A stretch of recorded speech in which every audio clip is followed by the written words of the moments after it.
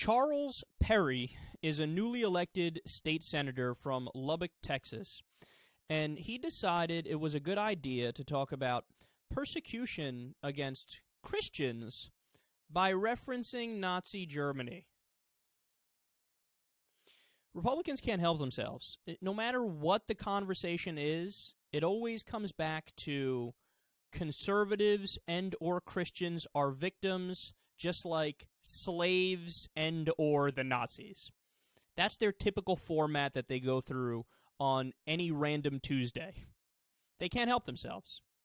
So this guy said the following, quote, "There were 10,000 people that were paraded into a medical office at the concentration camp in Germany under the guise of a physical. As they stood with their back against the wall, they were executed with a bullet through the throat.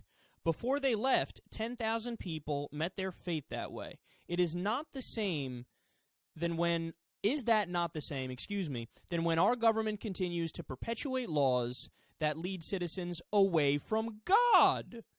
The only difference is that the fraud of the Germans was more immediate, and whereas the fraud of today's government will not be exposed until the final days and will have eternal, lasting effects." So, separation of church and state equals Nazism. This may be another level of stupid above the other Nazi comparisons and slavery comparisons that you hear from any old Republican. So you're calling Thomas Jefferson, Benjamin Franklin, James Madison, John Adams, George Washington, all of the founding fathers, Nazis. Because they're the ones that came up with that. They're the ones that put the Establishment Clause into the First Amendment. Okay, do you not understand that? That the government cannot establish a religion. It can't favor one religion over another religion or religion over non-religion. So Thomas Jefferson was the one who, in a letter, came up with the phrase separation of church and state. And you're saying that separation of church and state is Nazi 101. Now, that's hilarious to say that because did you know over 90% of Nazis in Germany were Christian?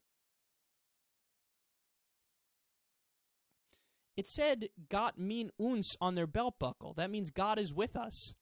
The idea that the Nazis were atheists who were promoting atheism, and that's what led to them doing what they did, not true at all. They were self-described Christians. They believed in God, and they were killing in the name of what I would argue is a state religion, which is fascism, and which is, of course, fighting for their God on earth, Hitler, as they viewed it.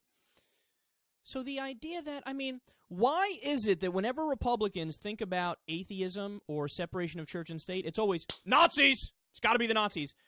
Why not, I don't know, Norway, Denmark, Iceland, Sweden, the entire Scandinavian region? It's actually funny because they're not officially, some of them are not officially secular states, but they have great, insanely high levels of atheism and agnosticism and secularism in terms of the personal beliefs of the people over there. We're talking 80%, probably in some cases 90% of people who just don't buy into religion anymore, don't buy into the concept of God anymore. And guess what? Those are the places in the world that, objectively speaking, if you go issue by issue, they're the best places in the world to live. Whether it's, general happiness of the population. The UN does, or the World Health Organization does a happiness measurement and test every few years. Scandinavian region is usually right on top there. Whether we're talking about how well the middle class does in these areas, how good the education system is, how good the healthcare system is, they crush everybody in these categories. And what places usually fare the worst? Be honest. Overtly religious places. Iran is not doing too well in the World Health Organization statistical areas. Same with Saudi Arabia. Okay, and hey, what will these guys always respond when you say something like that? But that's the wrong religion. We're talking about Christianity. Wonderful. Okay, so what's the most Christian places in the world? Well, other than the Vatican, Ecuador. Would you like to live in Ecuador? Very, very religious over there. Clearly you love religion, and all you need... We've heard the argument 1,000 times. All we need is a nation that believes in Jesus and believes in God, and everything will take care of itself. Well, that's Ecuador. Are they doing okay? You tell me. Guatemala, are they doing okay? How about Greece? Greece is over 99% Christian today. They have an unemployment rate of 26%, and there's open fighting in the streets between communists and fascists. And the Golden Dawn Party are a neo-Nazi party that have seats in parliament. So the idea that it's just religion, all you need is religion, absolute nonsense. And objectively speaking, the secular states are much more pleasant places to live. So stop with the absurd Nazi comparisons and how atheists are Nazis and separation of church and state is like Hitler. You don't know what the fuck you're talking about, but I think that's the point. It doesn't matter how much logic we use, they're going to throw it out the window either way.